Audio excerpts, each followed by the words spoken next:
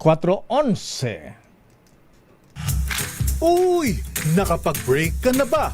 Nakapag-relax ka na ba? Saan ka man nagtatrabaho, mapa-opisina man o work from home o mula mismo sa pwesto, sasabayan namin ang break time mo. Sasabayan namin ng mga balita at komentaryo, mga panayam ng mga taong viral ngayon. DZRH Break Time! RH Break Time!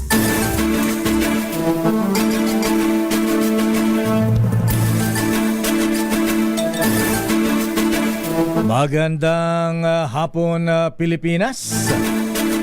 Ako po si Deo Macalma. At sa pangalan po ni Miss Thea Patrick-Carpuz, ito naman si Wina Pearl Hesoro.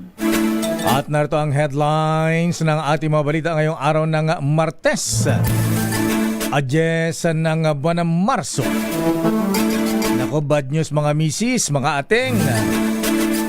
Singil ng Meralco tataas ngayong buwan ng Marso. Panukalang emergency power kay Pangulong Ferdinand Marcos Jr. para suspendihin o tapyasan ang excise tax sa langis lusot na sa House panel. Emergency Power Bill sesertipihan ni Pangulong Bongbong Marcos bilang urgent. Pinoy Sima naman na napaulat na nawawala matapos ang missile attack sa Strait of Hormuz. Senator Ping Lacson at Senator Rodante Marcoleta nagbabanatan sa Senado. Abogado na nagnotaryo sa affidavit ng 18 nagpakilalang ex-Marines sumipot sa NBI. Mga jeepney driver sa Marcos Highway Antipolo Marikina nagkakating trip na dahil sa mahal na presyo ng diesel. 20.7 million pesos na halaga ng shabu na kumpiska mula sa 2 suspect sa Lanao del Sur. Low pressure area sa labas ng bansa naging tropical depression na. Anong magiging pangalan ng bagyo, Miss Kaloy Wina? lakay pag pumasok sa ating no? Kaloy. Kaloy. At ngayon sa detalye na ating mga balita, mga misis. Bad news. Dahil nag-anunsyo na ang Manila Electric Company Meralco na magkakaroon ng dagdag singil sa kuryente. Ayon sa Meralco, 0.64 centavos per kilowatt hour ang itataas sa singil ng kuryente ngayong buwan ng Marso dahil daw po sa generation at transmission charges. Hindi katumbas ng 129 pesos na increase sa bill ng isang household na kumukonsuma ng 200 kilowatt hour. Ayon kay Joe Saldariaga, spokesperson ng Meralco, hindi pa nakakapekto sa increase ang pagtaas naman ng presyo ng krudo. Dulot naman ng krisis na nangyayari ngayon sa gitnang silangan. Maaari man itong maramdaman sa masusunod pang buwan ng Abril o kaya ay buwan ng Mayo. Kaugnay niyan, sa susunod na buwan pa inaasahang mararamdaman sa bill ng Meralco ang epekto ng krisis sa gitnang silangan. Ayon sa Electric Utility Company, hindi pa kasama sa bago nitong taas singil ang grabeng inangat ng presyo ng mga produktong petrolyo. Inanunsyo po ng Meralco ang 64 centavos na dagdag singil sa kada kilowatt hour para sa buwan ng Marso. Ayon kay Meralco spokesman Joe Saldariaga, dahil pa lang ito sa pass-through charges o generation at transmission charge. Pero pag-amin ni Meralco Head of Utility Economics Larry Fernandez, halos final figures na lang ang kanilang hinihintay kaugnay ng bakbakan sa Middle East. Malamang kasing ma-pressure ng presyo ng diesel ang halaga ng coal at liquefied natural gas na gamit naman sa pagproduce ng kuryenteng idinidistribute ng kumpanya. Pakinggan po natin si Meralco spokesman Joe Saldariaga.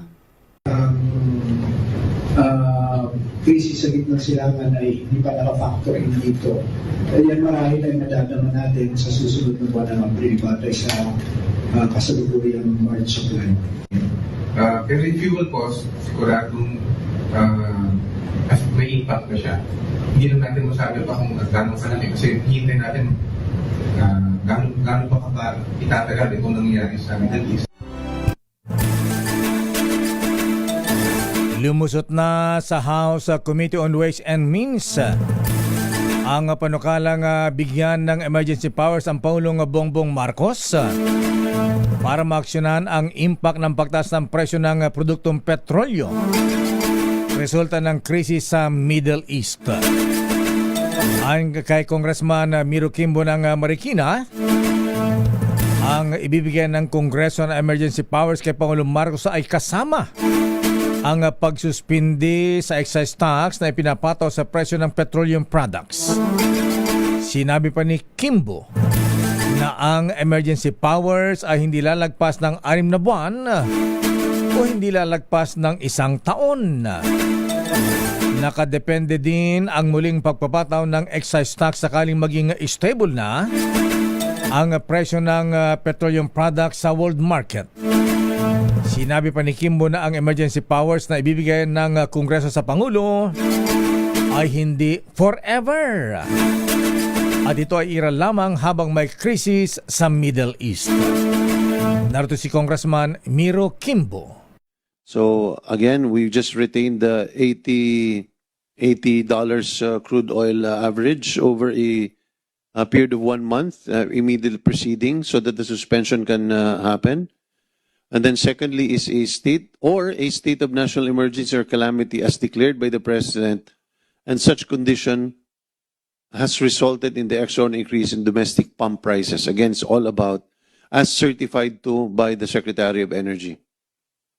The suspension may be applied to specific petroleum, meaning it may be applied to some of the products, to all of the products. It may be suspended in full or in part, as warranted by prevailing conditions. So further, any suspension or reduction authorized under shall be effective for a period. Kimbo ng Marikina. Kaugnay niyan, itinuturing ng Malacanang na urgent ang panukalang batas na magbibigay sa Pangulo ng kapangyarihan na pansamantalang suspendihin o bawasan ng excise tax sa mga produktong petrolyo. Ayon kay Palace Press Officer Claire Castro, nagtutulungan na ang Department of Finance, Office of the Executive Secretary at Office of the President para mapabilis ang pagproseso ng panukala. Gayunman, kailangan muna umanong makabuo ng committee o committee report ang Kongreso bago formal na maglabas ng certification of urgency ang Pangulo. Kapag naisa katuparan, inaasahang bibilis ang pagpasa sa batas na layong mapababa ang presyo ng langis sa bansa. Nagpaalala naman ang Malacanang sa publiko na iwasan ang panic buying. Sa kabila ng tumitinding tension pa rin sa Middle East dahil sa nanatiling sapat ang supply ng langis at mga pangunahing bilihin sa bansa.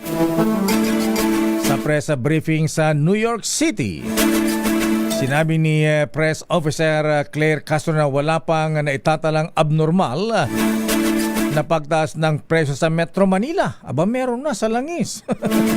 Nagpapanik na, Yusek.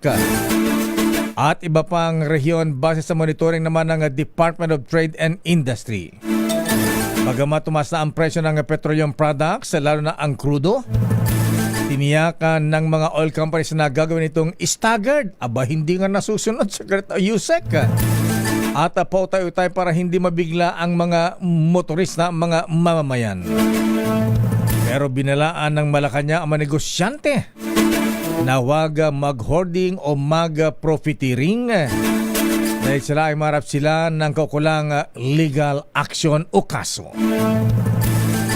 Samantala, pag-aaralan ng Kamara ang posibleng muling implementasyon ng telecommuting o flexible work arrangements para maibsan ang epekto ng oil crisis sa ating mga kababayan. Sa inihaing resolusyon ni House Majority Leader Sandro Marcos, inaatasa ng House Committee on Labor and Employment at Trade and Industry na alamin ang posibilidad ng pagpapatupad ng flexible work policies sa buong bansa. Ayon kay Congressman Marcos, ang recent geopolitical regional tensions at armed conflicts sa Middle East ay makakaapekto sa supply ng langis sa buong mundo at sa presyo ng produktong petrolyo sa Pilipinas, gayon din sa ating ekonomiya at kabuhayan ng ating mga kababayan. Sabi ni Marcos, sa panahon ng global economic disruptions, maituturing na epektibong policy mechanisms ang telecommuting arrangement para makabawa sa transportation demand, mas mababang energy consumption sa mga lugar ng trabaho at makabawa sa impact ng mataas na fuel and electricity costs sa mga manggagawa at negosyo. Sa ilalim ng Telecommuting Act o Republic Act 11165, papayagan ng mga empleyado sa pribadong sektor na gampanan ang kanilang tungkulin sa alternatibong workplace. Nagpaalala naman ang Maritime Industry Authority o Marina sa mga shipping companies na kinakailangan lang sumunod sa tinatakdang patakaran bago magpatupad ng dagdag pasahe sa mga barko.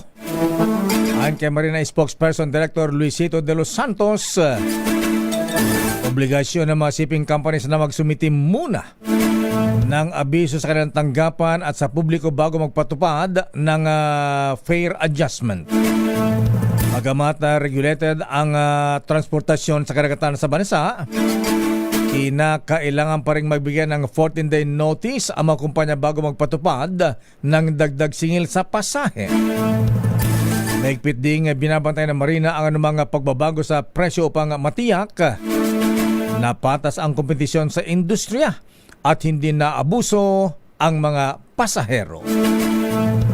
Samantala, tiniyak ng Department of Social Welfare and Development o DSWD na tuloy-tuloy ang pagbibigay nila ng tulong at serbisyo sa mga Pilipino. Ito ay sa kabila ng nagpapatuloy o pagpapatupad ng pamahalaan sa 4 na araw na pasok kada linggo dahil sa krisis ng produktong petrolyo. Ayon kay Assistant Secretary Irene Dumlao, hindi maaantala ang anumang programa ng ahensya. Kabilang dito ang opisinang nakatutok tuwing may kalamidad, satellites offices na humahawak sa financial assistance at iba pang nasa frontline. Samantala, naglabas na ng memorandum ang DSWD sa implementasyon ng Compressed Work Week o CWW kung saan hahatiin ang 40 oras o 40 hours sa 4 na araw kada linggo. Isang Pinoy seaman naman ang nawawala matapos tamaan ng missile ang kanilang sinakyang tugboat sa Strait of Hormuz. Ayon sa pamilya ng seaman na si George Francis Miranda, ang impormasyon ay pinabot ng ADA Ports Group, ang logistic company na kumuha sa kanya para magtrabaho bilang motorman at oiler ng barko. Sinabi ng kumpanya na nawawala si Miranda matapos ang missile attack sa isang tugboat sa Musafa noong March 6. Napag-alaman na ang tugboat ay pinadala sa Strait of Hormuz para alalayan sana isang container ship na na-stranded. Nabatid na nagpadala na ng kinatawan ang OWA sa pamilya ng Pinoy seaman. Subalit wala pa ring update kung ano na talaga ang nangyari sa nasabing seaman na taga Kapalonga, Camarines Norte. Samantala, humarap sa National Bureau of Investigation Special Action Unit si Attorney Charlie Pascual ang umano'y nagnotaryo ng affidavit ng nagpakilalang 18 dating Marines. Kabilang abogado sa mga pinasabina ni NBI Director Attorney Melvin Matibag kaugnay ng expose ng umano'y mga dating sundalo. Sa isang ambush interview, ninilaw ni Pascual na bagamat hindi ordinaryo ang affidavit dahil sa dami ng affiance, wala naman siyang nakikitang unusual sa dokumento. Binigyan diin pa ng abogado na voluntaryo ang naging pagsusumite ng salaysay at personal na humarap sa kanya ang mga sundalo kasamang isang testigo. Pakinggan po natin si Attorney Charlie Pascual. And just to set the record straight, I am a duly commissioned notary public for the city of Las Piñas over a decade, no? And as I've said, as I've explained, the pinagsamang sinumpang salaysay is no ordinary affidavit, ano? Okay? Actually, marami kasi siyang mga affiance, no? So I had to perform my notarial duties in accordance with the rules on notarial practice, and I told the NBI that everything was documented. All the competent evidence of identity were verified, no?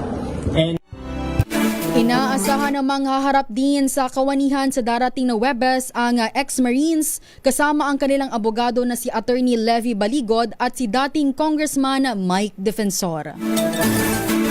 Babalikan natin ang ilang pang detalye ng ating mga balita. Standby sa ating mga reports.